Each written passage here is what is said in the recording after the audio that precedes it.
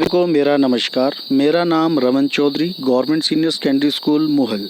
तो बच्चों, आज हम यहाँ पे शुरू कर रहे हैं unit number 2, planning as appropriate physical activity, यानी कि आयु के अनुसार शारीरिक गतिविधियाँ। तो बच्चों, हम यहाँ पे सीखेंगे कि बच्चों के अंदर आयु के अनुसार किस प्रकार से शारीरिक गतिविधियाँ होती हैं। शारीरिक गतिविधि का साधारण अर्थ शरीर का संचालन इस प्रकार से करने से है जिसमें ऊर्जा का उपयोग होता है। टहलना, बागवानी, बेबी स्ट्रोलर को धकेलना, सीढ़ियों पर चढ़ना, खेलना अथवा नृत्य सभी सक्रिय रहने के अच्छे उदाहरण हैं। स्वास्थ्य लाभों के लिए शारीरिक गतिविधि सामान्य से लेकर अत्यधिक तेजी से किया जाना चाहिए। नियमित रूप से शारीरिक गतिविधि से लंबी समय तक शारीरिक लाभ प्राप्त हो सकते हैं। सभी आयु वर्गों, आकारों, साइज़ों और क्षमताओं वाले लोग शारीरिक रूप से सक्रिय रहकर लाभ प्राप्त कर सकते हैं। जितना अधिक शारीरिक कार्य आप करेंगे उतने अधिक स्वास्थ्य लाभ आपको प्राप्त होंगे। हालांकि शारीरिक गतिविधि सबके लिए जरूरी है, परंतु उचित आयु वर्ग के अनुसार होनी चाहिए। ये सामान्य नियम अपनाया जाता है कि जो गतिविधि वयस्कों के लिए उपयुक्त है वह छोटी आयु वाले के लिए अच्छी नहीं हो सकती, क्योंकि शरीर की मांसपेशियां और शारीरिक संरचना दोनों की अलग होती है। अब बच्चे, हम सीखेंगे प्रारंभिक वर्षों के शारीरिक शिक्षा कार्यक्रम। यहाँ पे शारीरिक शिक्षा कार्यक्रम 3 भागों में डिवाइड किया गया है। ABC, action, balance, coordination. ये एक फ्रेमवर्क है। शाला पूर्व बच्चे उत्सुकता से भरे होते हैं। उनका अधिकांश समय देखने, ध्यान से देखने, अनुकरण करने में व्यतीत होता है। वह दिन भर अपनी दुनिया को खोजने में व्यस्त रहते हैं। शाला पूर्व बच्चों की रुचि सीखने में होती है और सुबह का सारा समय स्लाइड पर सरकने या अपनी पसंदीदा ट्राईसाइकिल चलाने में बीतना उनके लिए सामान्य बात है। इस आयु में उन्हें बीती घटनाओं की याद बहुत कम आती है और वह वयस्कों की तरह बीते हुए कल और आने वाले कल की परवाह नहीं करते। वह प्रायः गतिविधियों को दोहराते हैं अथवा कुछ करने का या मिटाने जैसे कार्य करते हैं। इन शुरुआती वर्षों में शारीरिक विकास 3 मूल विषयों के आसपास होता है, जैसे हमने ऊपर डिस्कस किया। ABC, action, balance, coordination. क्रिया सामान्य रूप से चलने, उछलने, कूदने, घसीटने के माध्यम से हरकत को हम क्या कहते हैं? क्रिया। कि जिसमें क्या बच्चा उछलता भी है, अपने आप को घसीटता है, जंप करता है, तो ये क्या है? हमारा एक एक्शन की बॉडी हमारे एक एक्शन में आ जाती है।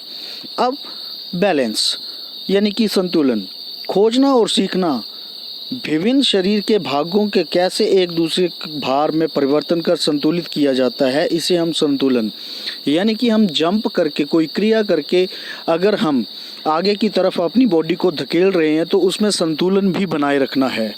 जैसे साइकिल चलाना, उसमें हमारा संतुलन होता है। स्कूटर चलाना, उसमें संतुलन है। तीसरा, समन्वय, कोऑर्डिनेशन, विभिन्न शारीरिक भागों का समन्वय करना सीखना। जैसे क्रिया, संतुलन, समन्वय। क्रिया के अंदर दौड़ना, कूदना, उछलना, फिसलना। संतुलन, शरीर का संतुलन, भार का हस्तांतरण। समन्वय, फेंकना, पकड़ना, लात मारना, किक करना इत्यादि। अब बच्चों, हम सीखेंगे प्राथमिक विद्यालय शारीरिक शिक्षा कार्यक्रम ग्रेड 1 से 2। इस आयु में किंडरगार्टन के पश्चात बच्चों की लंबाई और वजन में सामान्य और लगातार वृद्धि होती है। इस आयु में अधिकांश बच्चे चलने, दौड़ने, कूदने, उछलने और रस्सी कूदने में समुचित रूप का प्रदर्शन कर सकते हैं।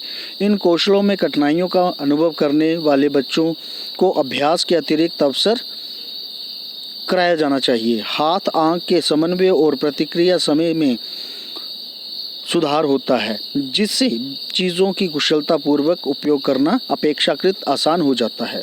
तो बच्चों, अब हम सीखेंगे माध्यमिक विद्यालय शारीरिक शिक्षा कार्यक्रम 6 के बाद 12 से 16 साल की उम्र के बच्चों को बहुत से खेलों के बारे में पता लगने का अवसर मिलना चाहिए, जिनसे जिनसे उस ये चुनाव करने का मौका मिले कि कौन सा खेल वे पसंद करते हैं। इससे वे खेल चुनते हैं और भविष्य में उसी में एक विशेषता हासिल करने का मौका प्राप्त करने की कोशिश करते हैं। कुछ तथ्य: अधिकांश खेलों में विशेषज्ञता केवल 14 वर्ष की उम्र में ही शुरू हो जानी चाहिए। जो खिलाड़ी काफ़ी कम उम्र में विशेषज्ञता की ओर बढ़ते हैं वे जूनियर स्तर पर ही 18 साल से कम अपना सर्वश्रेष्ठ प्रदर्शन कर लेते हैं।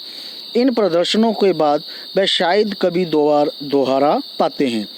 जब वे वरिष्ठ हो जाते हैं, शीर्ष स्तर के कई खिलाड़ी जूनियर स्तर 14 से 18 से भी परिवेश में परीक्षण लेने लगते हैं।